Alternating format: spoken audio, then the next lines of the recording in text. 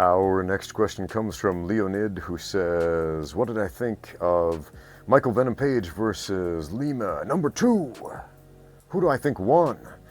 Well, honestly, I was surprised to see MVP winning the decision on that one, because on first viewing, and I only saw the fight once, I was leaning the other way with my unofficial judge's scorecard, but I understand exactly why it was in the promoter's best interest to award Michael Venom Page the controversial judge's decision. Why? Because they're trying to set up a trilogy. They're trying to set up a rubber match.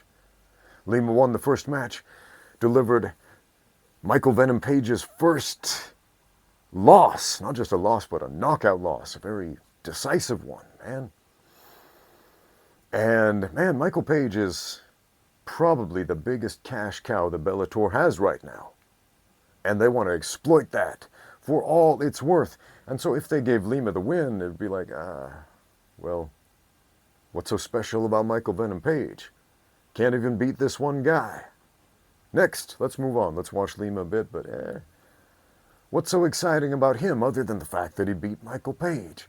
Because he's a fairly standard fighter, if you will. I don't say that in a deprecating way at all. He's a phenomenal fighter, but fairly standard fighter compared to the very unorthodox Michael Venom Page, who has this very exciting, unusual style that draws eyeballs to the sport.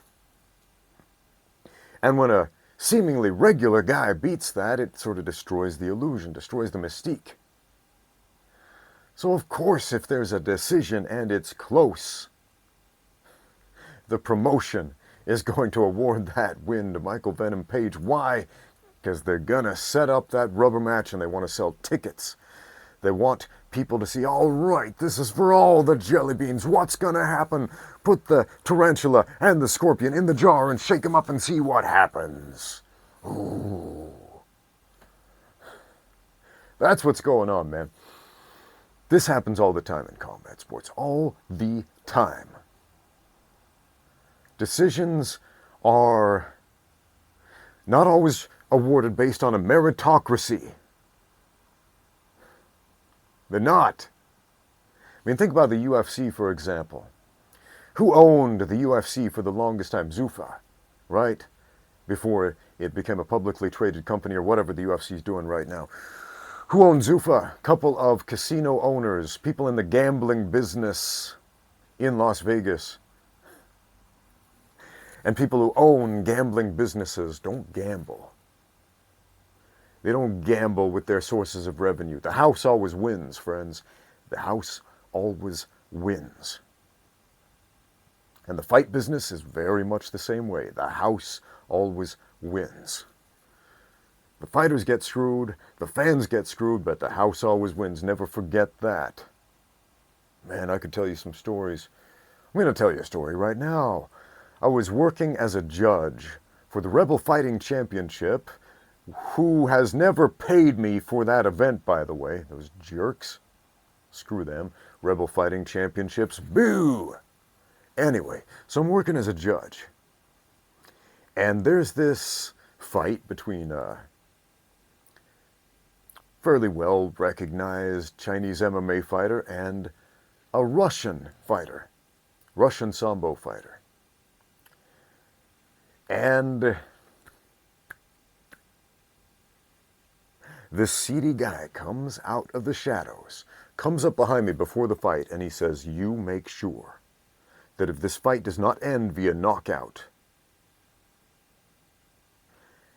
that the Chinese fighter wins every single round on the scorecard.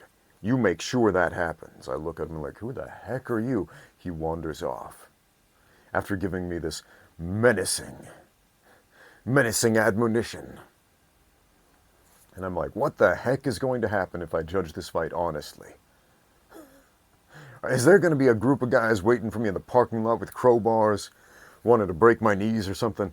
Fortunately, I didn't have to find out, because the Russian dude knocked him out in round number 1. But man, they really, really wanted their cash cow to win that fight. They had their reasons. I don't know who had money on that fight, who stood to profit.